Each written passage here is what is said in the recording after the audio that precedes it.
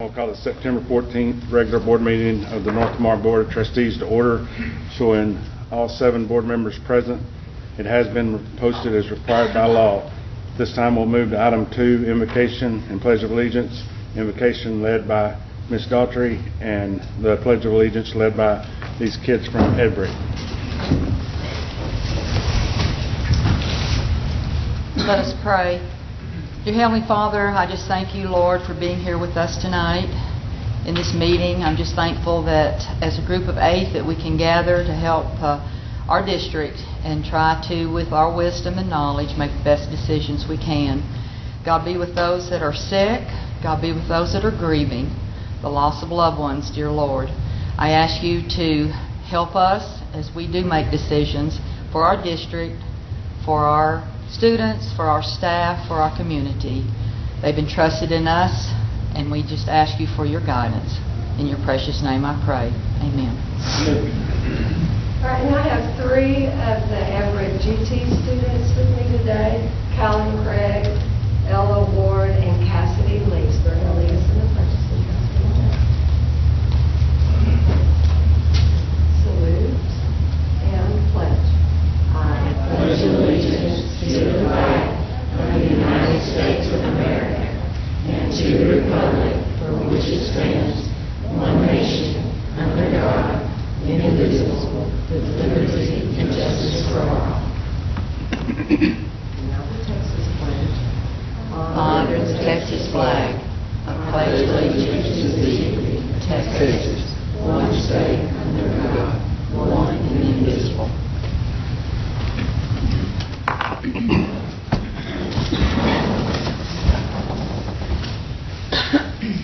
Okay, we'll move to item number 3, public testimony.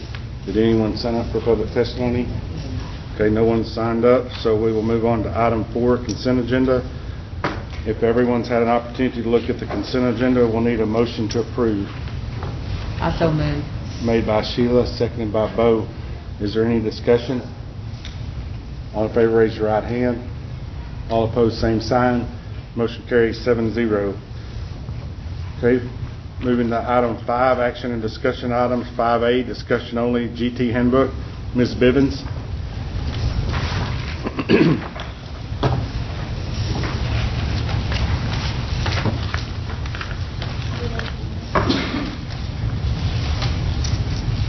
In November of 2019, the board approved a public update to EHBD local regarding GT students, and that was approved because the Texas state plan for GT students changed. So just for your awareness, I want to share with you some 2 highlights from that specific requirements for the GT plan. First, within the new plan, each district is expected to develop a comprehensive program guide, and that was included in your board packet for tonight. Within that guide, we're now aligned with the state and board policy, and after tonight, that will be made available to parents and to the community via the website. Second, the district must annually certify to the commissioner that the GT program is consistent with the state plan. For the 2019-2020 school year, we certified that our program design at the elementary campuses included a pull-out program where GT students are pulled out of their class during their RTI period. They don't miss core instruction, and they work with the GT teacher on each of their campuses. We also, at the lower elementaries, do a push-in program where the GT teacher goes into the classroom and presents a lesson for all students in the classroom. And then finally, we have full-time inclusion services, and that means that GT students receive the majority of their core subjects with peers who are not identified as gifted and talented. At the secondary level, students that are identified as gifted and talented are provided with opportunities to participate in UIL events, either academically or athletically. They also can participate in clubs and organizations, and within their giftedness, be leaders, maybe through visual arts, specific intellectual interests, or psychomotor. Presently, Dr. Chadwick, along with Mr. Mark Keith, Mr. Mark Russell, and Mrs. Melissa Arnold, have worked together to create a more rigorous opportunity for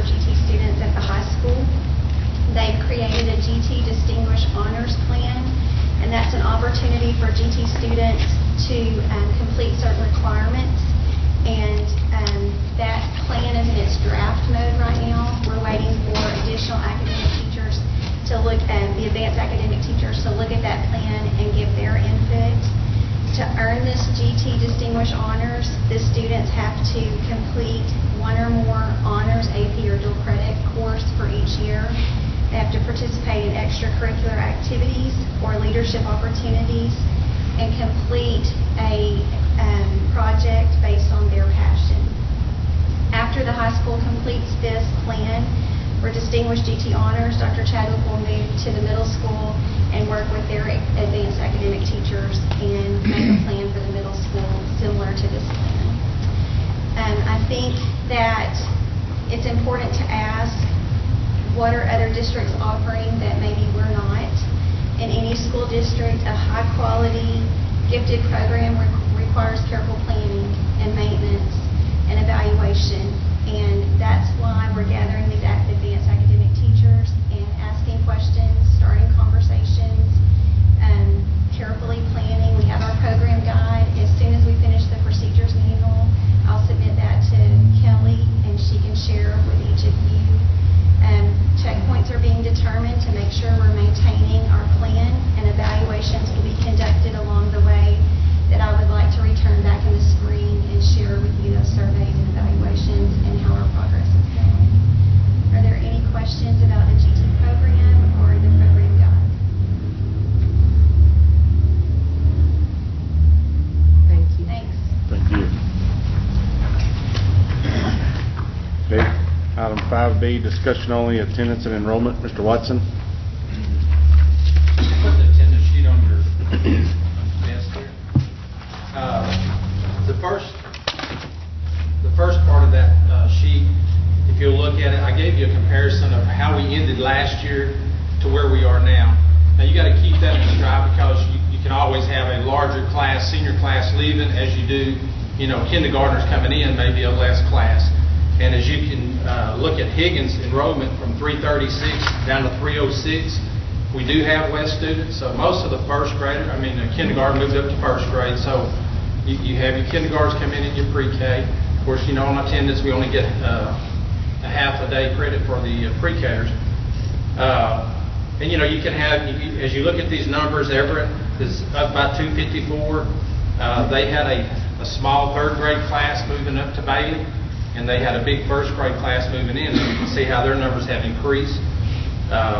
Parker's at 227. We moved the fifth grade, from out of Parker up to Bailey. Bailey had a big fifth grade class moving up to the junior high, and they got a small third grade class, so that's how come their numbers are down so much. And then if you look at the Stone, they had that big fifth graders coming up, so that's how come their numbers are up. In the high school, it's down about 707. So right now, our total membership, our actual student number, is 2357, which overall is down about 54 students from where we ended last year. When you look at your ADA, if you remember, that's the part that gets our funds. And as we go down through here, Higgins is at 287, Everett 254, Parker 202.5 students, Bailey at 298, Stone 565, and the high school 707. As far as our ADA, it's down 64. We knew it was going to be down just from the class sizes that were coming in and the ones that left. If you look on the back side, before I get to the campus face-to-face and online learning, down at the bottom, this year Melissa budgeted for less students because we knew that it looked like we were going to have less students. And so she actually budgeted for 2233.711, and that was with a formula that they provided us. And so that's where that number came out, in that decimal number. And so our AD of 2313.5 students is about 79.79 more students than we budgeted, which is always what we want. We want to have budget for less students than we actually have in our ADA. That top column, I just thought that you guys would like to know how many students were online and how many were face-to-face. And so those numbers are broke down there. And as you see, in your lower grades in Higgins, there's only 11% they're doing online. Everett 19%, Parker 18%, and then as you get up to the older grades, it starts increasing. Bailey is 21%, Stone is 22%, and the high school is 27% of the students. So overall, we got 497 students that has chosen to do online, and then so that's about 21% of our district population. Any questions on enrollment or the online or any of that? Okay, thank you. Okay, item 5C, discussion only, safety update. Officer Bose. Yes, sir. I've provided you guys with a sheet, just a kind of summary of where we're at right now.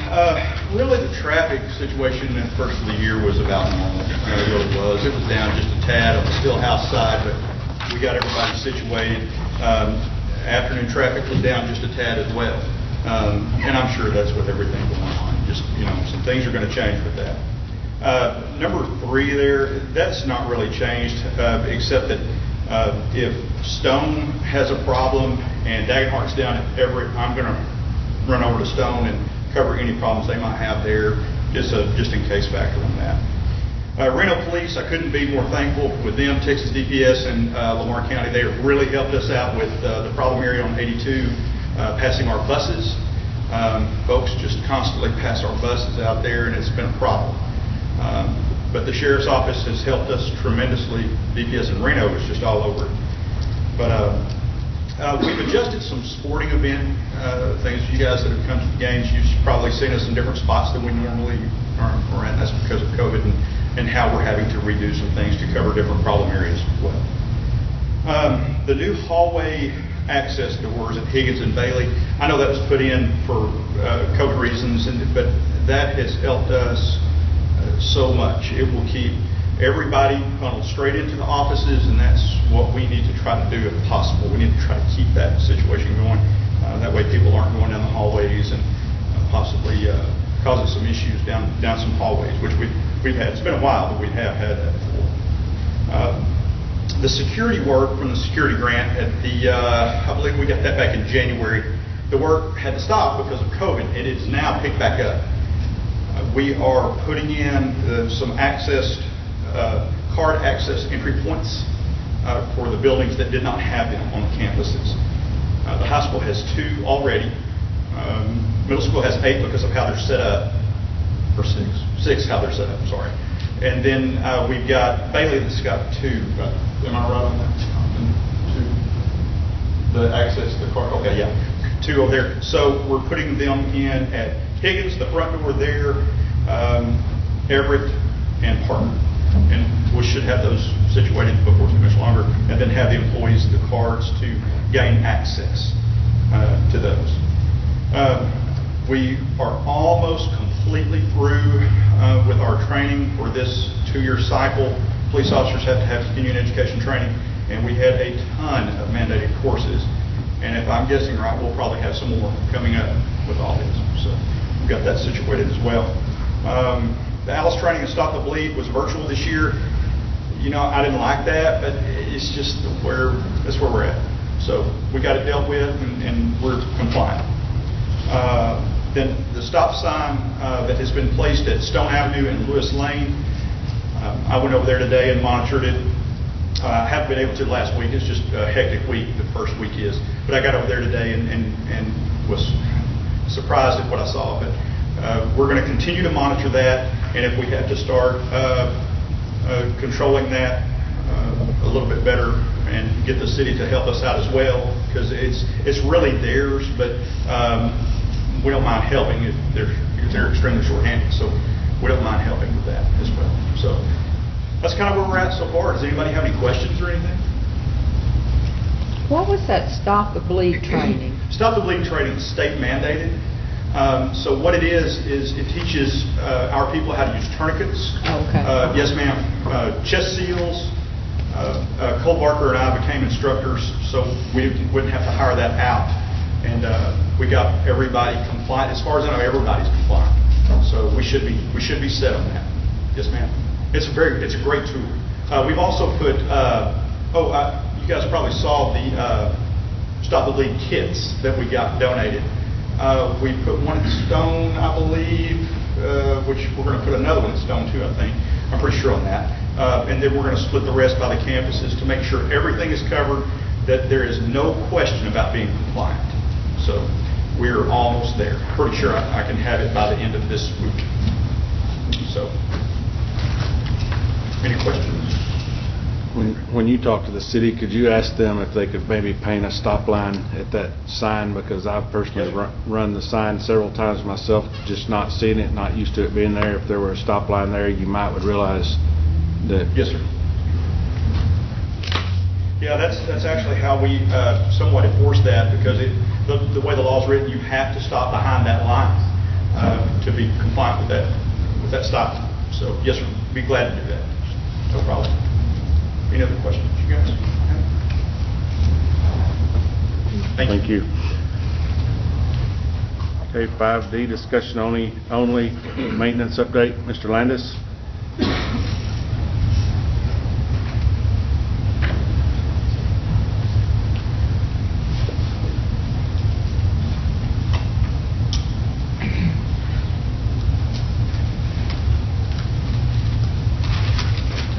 Hold on just a second, I got some notes. Okay, as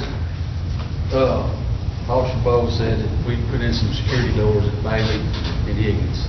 Those are completed, and they have buttons at secretaries to be able to bus people through. Normally they're locked. All that's completed in. Also, we worked on all the Corona stuff, the shields and all that's done. We had to make a few more orders, and we completed that this morning. Let's see. The 5-foot fence at Parker for the autism unit's been put in. That building has a new roof, paint on the outside, inside, new flooring. And we got one little fence to put on the north side of the autism unit at Parker. That's pretty much it as far as maintenance updates. We had 2 individuals on the mowing crew, and I reassigned them to be janitors that we had opened, and one of them resigned from that, and the other one stayed, and he's at Bailey. And I felt like I had to make a change because we wasn't moving quite fast enough. And I also added a 3rd person to that mowing crew since then. He's coming from Paris School District. He was on the mowing crew there.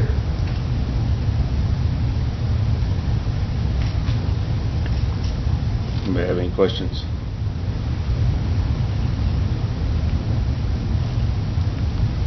Thank you. Good job. Thank you. Oh, wait a minute. Sorry. Yeah, sorry. That's all right. I had that stuff on the roofing, but Sorry, you can share it. you want to go over it? Mhm. Okay, I'm sorry. Everett roof. We're spending boatloads of money keeping that roof patched, okay? The last 3 years, we have, since I've been here, we've put 70 squares on it, $475 a square, okay? That's around $33,000, and we're still fighting this. We've done 2 cores on that roof, and both cores, they were some 30 feet apart. The insulation is wet underneath the roof, which is not a big deal. But we're still fighting that, and this year we've already probably put, I won't say 20 squares on. And that building doesn't move very much. It's the oldest and worst roof we have. And I've been getting some rough estimates on a 1-inch overlay to try to do something with that roof, because I feel like we're getting too far into the money as far as the age of the roof and the repairs we're spending every year on that particular roof. And we've had leaks in closets, and I mean, it's just pouring. And it's just one right after another. We just patched some, and right now it's okay. But I guarantee you the next roll around with rain, we're going to have even more leaks. That half of that roof has been patched. And I think it's time we start talking about looking at something, doing something with that roof. Because we're just pouring money into something that's bad. And to put a new roof on, tear it off completely, do, which we can't do during the school year, you're looking at $350,000. To do a 1-inch overlay is around $200,000. Our deductible is $100,000 on our insurance. Now, the last hailstorm we had was at Easter, and I've talked to Melissa, and we're gonna try to get the adjuster down to look at the roof. Our roofer, which is Jack Hoskins with Quality Roofing, seems to think that we can get it approved. So, to do that 1-inch overlay would be $100,000. All those pans on those air conditioners up there, when those air conditioners were put in and changed out in sections, they made roof pans, and they're two pieces instead of one. And I don't know if you know what I'm talking about, but it's the pan that's underneath the unit on the curve, on the AC units. It should have been one solid piece. And when they did that, it just created a bunch of trouble, and we're having trouble there, a lot of trouble. But that's also, in this rough estimate, is to pull all them up and put solid pans on those old curves. Because what they did, what you normally do on a roof change out on an AC unit, you'll get a curve adapter. Well, what they didn't do that. What they done was they just kind of shimmed it in and blocked it in and put a pan over it and then set the new unit on there. And when you do that with 2x6s and bitted metal, you're just asking for trouble. And a bunch of our trouble's coming from that. And I think we need to start looking at something, because we're fighting it all the time. And as you know, our budget is not as much as it normally is with contracted services, and that also covers ground leaks with plumbing, and we have a lot of those. You know, it's been really, really wet. And when the ground shifts, we have a lot of water leaks. On top of that, all our AC units, and this year alone, we've spent $25,000 with change-outs right now with AC units. That all comes out of that same account that I'm talking about with contracted services. And right now, we have another one down at Stone and one at ECC, and then we have a 20-ton down at Everett that we're going to change out tomorrow. Well, all that together is around $30,000. So that budget that is set aside for miscellaneous contracted services doesn't go very far when you have those kind of emergencies. And that same roofing patching stuff comes out of that same budget. From looks at it now, we won't make it through the school year to be able to keep those roofs going. And that's not just that roof. You know, we got one at the alternative school that we need to look at something. The screws are backing out. And, you know, I've got a price to do it, to either replace it or repair it with bigger screws and discussions on that. But those are the two roofs that we really need to look at, especially Everett. Rick, I got a question. What's the difference in that 1-inch overlay that you're talking about on Everett versus the new roof? I heard you say the difference in the price, but I mean, in your opinion, Well, what with does it mean? the 1-inch overlay you can do when school's going on. And if when you do your core checks to see if the weight, it can handle the weight, because you already got a built-up roof on it, see. So, to tear it off completely would have to be a summertime job, where as soon as school's out, we'd have to start. Okay? With a 1-inch overlay, which it can handle a 1-inch overlay, it's 1-inch IOS board, and then your roofing material. So if you're only going that thick, if you tear it completely out, you're tearing that much out. You're tearing 6 inches of material out, and that's going all the way down to the deck. But when you do that, then you've got electrical costs. You've got to get an electrician involved, plumber, for gas. And there's a lot that goes along with that if you do a complete tear out. Is there some decking that probably needs to be replaced up there anyway? We looked at it, Mr. Sanders, and we couldn't find anything that was rusted. The deck is still good shape. I think, in my opinion, the 1-inch overlay would be fine. I've done that at other schools, and I talked to Jack about it. We visited. We were on the roof last week. That roof doesn't hold water, and that's why, you know, I think the 1-inch overlay would be fine. But there again, we have to do something with those homemade curves as you call it, on top of doing a 1-inch overlay. You know, and I think we need to still try to file it on our insurance if we can. Get the adjuster down here to look at it. I just wanted y'all to know that me and Ms. Stewart have visited about it several times, and Sandy, where's she at, right here? I mean, she deals with it on a daily basis right along with me, and like I say, it's the worst roof we have. I mean, we got other leaks in the district, but it's, of course, Higgins and Bailey, there's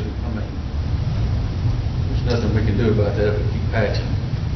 But Higgins is one of those buildings we're going to keep, ever.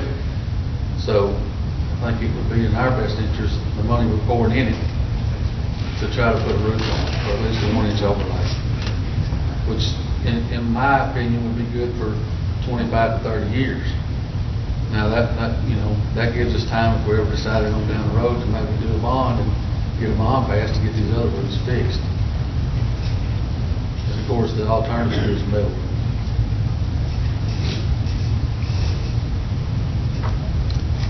Any questions? Thank you. Okay, item 5E, discussion only, athletic update. Coach Inslee. Hello. Y'all first given the fall schedules. There's the most up-to-date for the high school and junior high. I know that some football's been shut down, so it doesn't reflect that, but it's on there. Next is the game day guidelines paper, and that's what we're following as coaches with our athletes when they come in for game day, either home or away events. With the temperature check, and then if they're riding to games, they have to wear their mask. The windows are open. Just things that we're doing for game days. The next paper is the high school volleyball and basketball plan. Some of y'all have been to the games already, and we have moved where the benches are. They're on the east side of the gym, and the fans are sitting on the west side. So that way that we are socially distanced from the fans. They're by themselves, and their peers are sitting behind them if their game's over or they're waiting to play. We also have a total capacity of 300 people in the gym. That's including players, coaches, workers, and fans. So far, once we subtract the players and the coaches and workers, we're selling 252 tickets for all the fans. We've had 3 volleyball games so far, and we have not sold out. So based on our fan bases, I feel that we won't sell out even for our larger crowds with Pleasant Grove and Paris High. When the fans have purchased their tickets, well, first the opposing team, the head coaches communicated with their coaches, and their fans have known where to go online to purchase, and they've been prepared with either paper copies of their tickets or they've kept it on their phone, and then the workers are able just to scan that and they're able to go in. Every game so far that we've had, we've been more successful.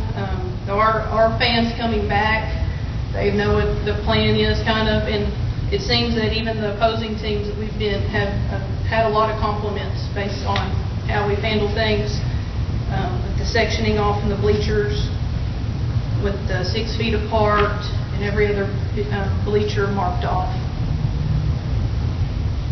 When fans haven't known about the tickets, we've helped them at the gate. They've pulled it up on their phone, and they've been able to sit down within 5 minutes.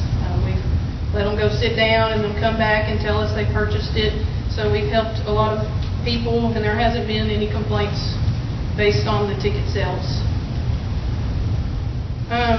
During the game and towards the end of the varsity game, announcements have been made about wearing masks, and when the contest is over, to exit the building. Those are all from UIL, and those have been followed well. The football bleachers are also marked off. We have a total of 912 football tickets that can be sold. A lot of those have been sold already for the season tickets through people that they bought them a month or so ago. And then the band can have up to 150 also. For the band, the pregame and halftime activities, those are discussed weekly with the athletic director, the head football coach, and the band director to know what's going on at halftime or any pregame activities, so we can be set up and ready to help wherever they're. The middle school gym is also going to be very similar to the high school plan. There, the fans are going to sit on the north side only, and the south side will be for the players and the teams waiting to play. It's also divided off every other row and can sit 4 together. The capacity there that we'll be selling is 220 total tickets. We haven't had a home event for the middle school yet, so hopefully it will go as smooth as the high school. Also in your booklet, there is what we also are given head coaches, which is the opposing head coaches where they're parking, so they have their own entrance into the gyms, their own entrance into the football stadium, so that we can keep the social distancing with fans and parents. You also see there's after the middle school plan, but it's the packet where the announcers, that's what they're announcing at the football games. And that's directly from UIL about the COVID-19 guidelines and social distancing.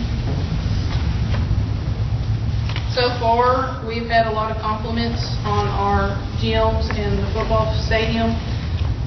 A lot of people from the out-of-town fans, they've thanked us. I know that we've traveled to other gyms and they haven't been as compliant.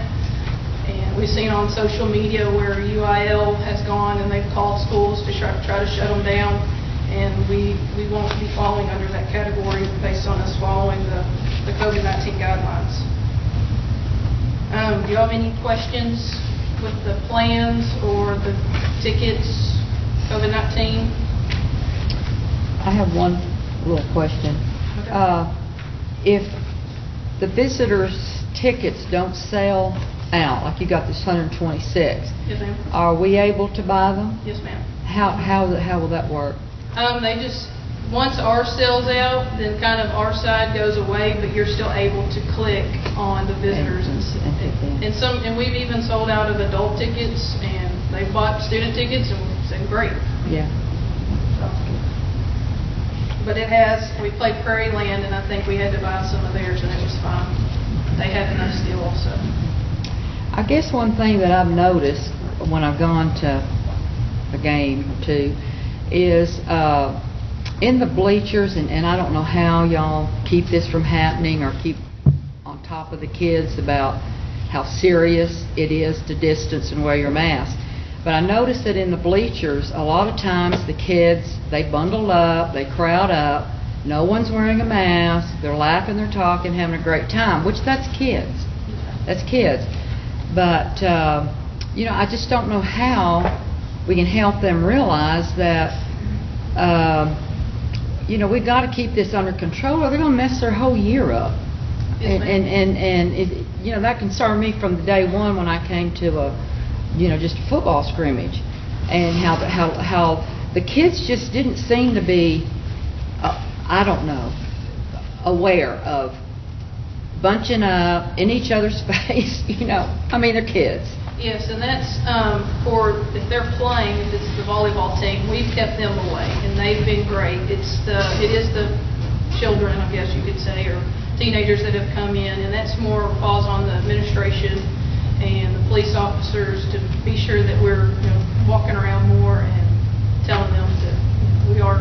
And I know that too, we haven't had home games since school started, so we haven't talked to them as much as wearing the mask since we have last week. Well, I certainly want to compliment y'all on how you protected your players away and with the setup and and of course all the protocol with the officials and everything I think have helped too. But anyway, just the student section seemed to be kind of concerning. And I know that they're asked to come with a parent. I'm not for sure how strictly.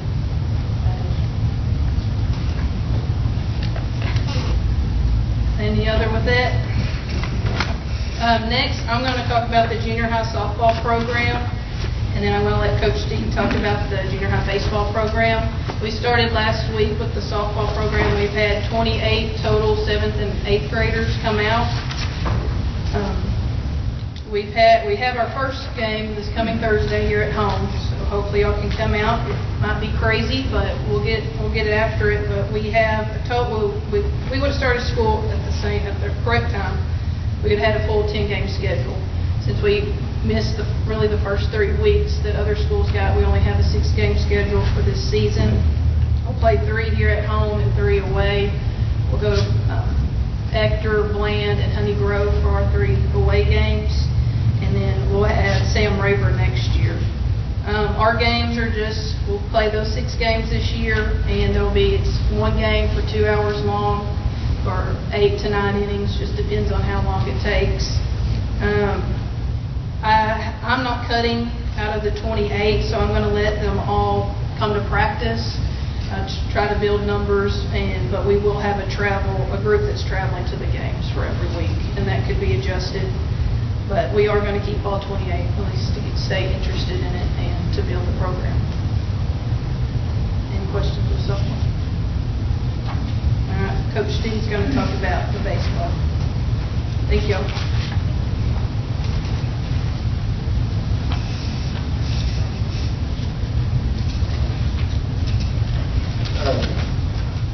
Our implementation of the baseball program will begin in the spring. So,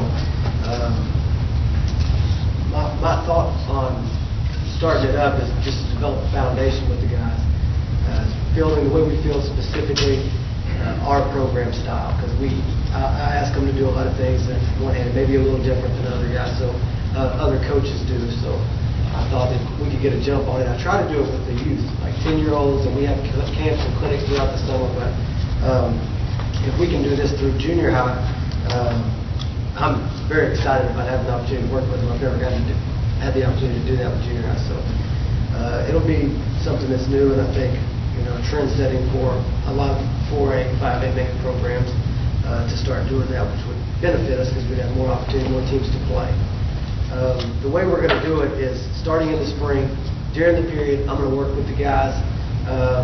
Maybe one day would be defense, one day would be offense, and then pitching, development stuff.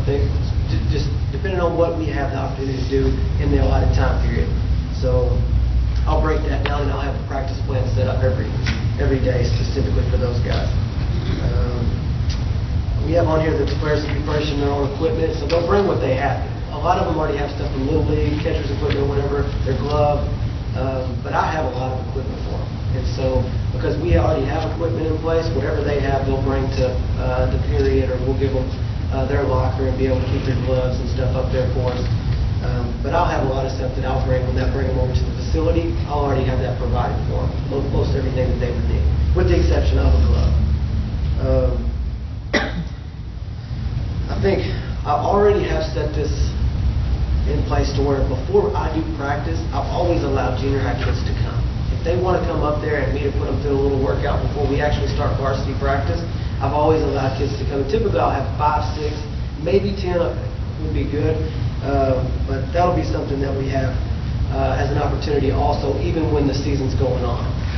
But as far as just what they're going to do, it'll be, I'm thinking of 1 month trial period just so we can see how it's going to work and how things will go. The seasons and the way fall baseball or junior high baseball works typically is in the fall. So that's just the schedules that they have in place right now.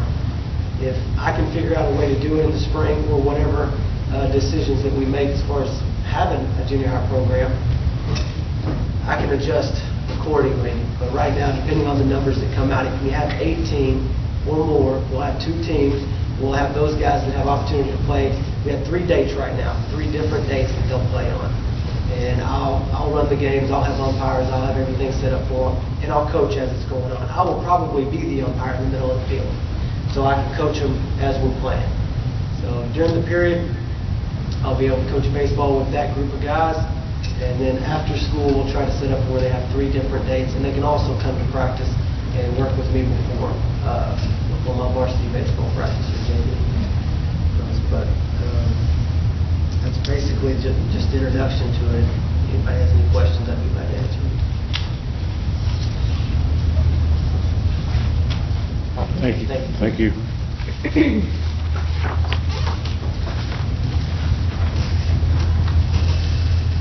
moving on to item 5F, consideration and approval of new course at North Lamar High School, student to industry connection. Mr. Brown? Yes, sir. Student to Industry Connection course is an innovative course. It's a course that's approved by TEA, but because it is an innovative course, as you probably know, it requires board approval. Student to Industry Connection is a course that provides students with opportunities to learn and build professional relationships, demonstrate skills needed in the workplace.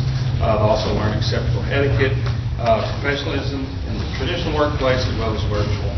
So basically, it's to prepare students for careers in the 21st century. Just a few points on this. This is basically, we're trying to implement this as a follow-up course to our general employability skills, which is also an innovative course that was approved by the board, I believe, 2 years ago. This course is going to be taught by a staff member at Arlington High School, so that it does not require any additional staff needed. Students will receive 1 credit upon completion of the course. There will be no special equipment needed for this course. And currently we have 11 students in 1 section. But because this course would fall under the CTE umbrella, it would generate funds for the district. So that's pretty much it in a nutshell. It's in my mind, a win-win for our students as well as the district. So, any questions? Has this course started, or when will this start? It has started, but basically what it would amount to is in the PEIMS. You would go in and change the PEIMS code, and therefore, once approved, and this kind of came on late, didn't get on the agenda, that's why we're doing that now. But once it's approved by you guys, it will then be changed in PEIMS, and it will fall under the CTE umbrella. But it is currently taking place, just not necessarily with the correct PEIMS code that we hope to have on it, so that it benefits us in multiple ways. So this is basically getting them ready how to act, because I was reading through here some of the things y'all are going to teach them. Integrity, respect, effective listening skills. I mean, this sounds just great. That all kids, to me, would benefit from this. Right. But anyway, I was very impressed with the things that your plan to teach is. So, but anyway, so it's basically teaching them how they need to act and to go in and actually get a job. Ma'am. It's some of our courses that we have that kind of, you might say, go out from under the traditional CT courses, like for example our business English class, which is not an innovative course, but that's geared toward a specific group of students who maybe, hey, I'm not going to college, but I'm going to take business English and learn some skills and things that they need. And in doing so, because we can put that under our umbrella once again, we're generating funds. So anytime we can do that, I think is a good thing. So. Do we need to move to approve that? We need a motion to approve the course. I will move that we approve this course and add to our curriculum. And we got a motion made by Sheila and seconded by Red. Is there any further discussion? All in favor, raise your right hand. All opposed, same sign. Motion carries 7-0. Thank you, Mr. Brown. Okay, item 5G, consideration and approval amendment to employee handbook. Mr. Watson? When we did update 115, TASB Legal had not got everything prepared for our local DED, which is talking about vacations, and we'll talk about the policy in a minute, but what they recommended was making the policy itself just a broad statement of who's getting the vacation, and then in your employee handbook, you put all the specifics in. And so in our employee handbook right now, it just says vacation. It says refer to local policy DED. Okay, and so what we did is we took basically the specifics and we're putting it in the employee handbook at this time. And the guidelines from TASB Legal says that you have to have the purpose stated. So and you've got a copy of this. So it states the purpose. Eligibility: all full-time, regular 12-month employees are eligible for vacation. So it tells who is eligible for that vacation days, and it talks about the earning, how many vacation days they can accrue within a 12-month, and each employee can accrue 10 vacation days if you're a 12-month employee. It tells the request for days, how you have to request them, and then how you put it into the frontline system. And then it talks about carryover or time limit of use. Most of the employees, the vacation days do not carry over. There are a few exceptions where in somebody's contract it may say that their vacation days can be carried over. And so it's only if it's in their contract that will be allowed. And then any days that you hadn't taken within that year, it's forfeited. And that's pretty common in all school districts. And then payment upon termination, if you retire, like in the end of May, and of course our school year doesn't run out until June, and so you may still have some vacation days. You would get paid for those vacation days at your daily rate for however many days you have left. Now, if an employee quits within the first 12 months after they've been hired, then you don't get those paid vacation days at the end if you terminate your employment. So all this is from TASB Legal, their recommendation of what to put in your employee handbook. And so at this time, we'd like you to, we're proposing that you adopt this to put in our amendment in our employee handbook. If anybody has any questions. And how's this different from sick days and vacation? Is it not vacation days or whatever teachers get? Right. See, teachers, they're on a 10-month contract, so they're off during the summer. Same way as your other 10 and a half and 11 month, but a 12-month, they always build in the 10-day vacation so that employees take time off to keep up their personal health and mental state. So you need that break every now and then. And so that's why it's built in there for those 12-month employees, and that's the only people that are eligible. Okay.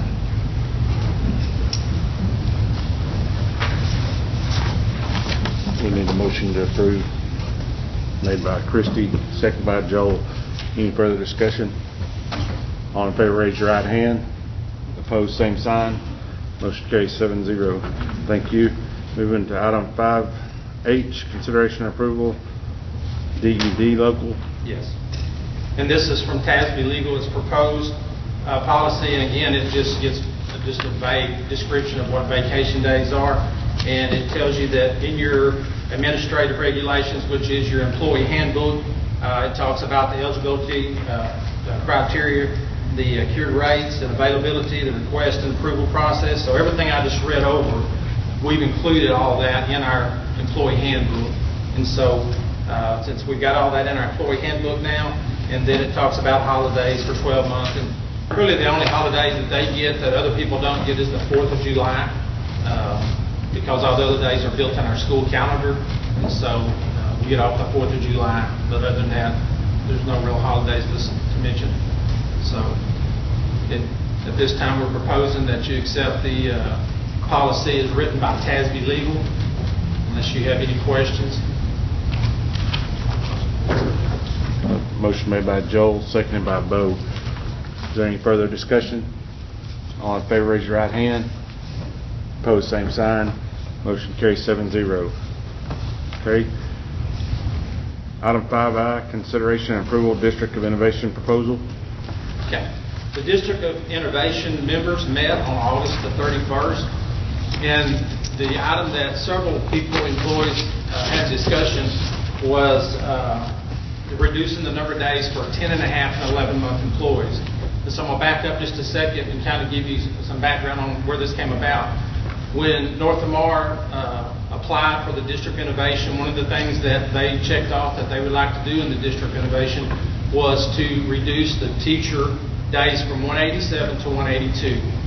Okay? So when it was proposed, it wasn't that they didn't think about the 10 and a half and 11-month employees, and it just said teachers. And so the previous administration said, well, that just means teachers that are in the classroom teaching. And so they're the only ones that reduced from 187 to 182. And the purpose of doing it back then, it was a way to give teachers an increase in their daily rate, but it actually didn't cost the district any money. And they did this back when when you started looking at not the number of days that students had to, but it went by minutes. So when you got enough minutes, you didn't have to have 182 instructional days, or however many days it was back then. I can't remember exactly how many instructional days you had to have. But And so the teacher's contract, even though it still reads 187, through the district innovation, it was voted to reduce them to 182. Well, the problem with that is that you have teachers like our instructional coaches, they're on a 10.5-month contract. And a lot of those, when they were hired, they were told, you're a 10.5-month contract, and so you'll work a week after teachers, or come in a week before teachers, and a week after teachers. Well, when you reduce the 187 to 182, now they're, since they were not included in the language, and DOI voted on it back in 2017, they're working 15 extra days now versus the 10 extra days. Does that make sense? Okay. And so when you look at that, their daily rate, because when you take the actual teacher and they got a salary for a 187-day contract, but they only work 182 days.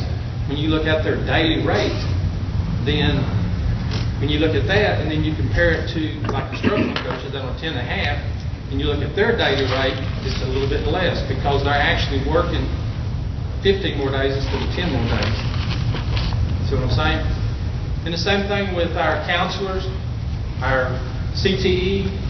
Wes, how many people do you have on 11 months? 5. Those are teachers, but because they're on an 11-month contract, they still have to work the, is it 202 or 207? 202. They still have to work the 202 days because they were not included in the language part of that DOI contract.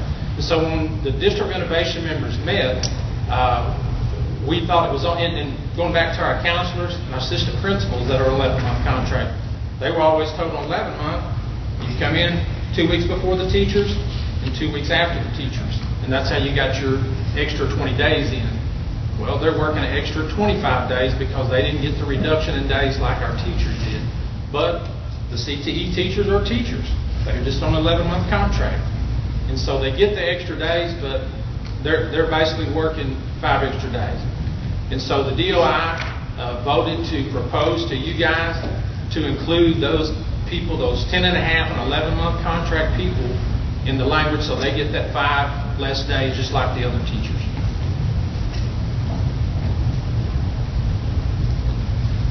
So it's basically just making it right. It's making it right in our opinion. And it's a way to give them a daily rate increase without costing us as a district because they've still got several days of in-service just like teachers do. Because now, since we even increased our minutes more, we were able to increase our number of teacher work days even more.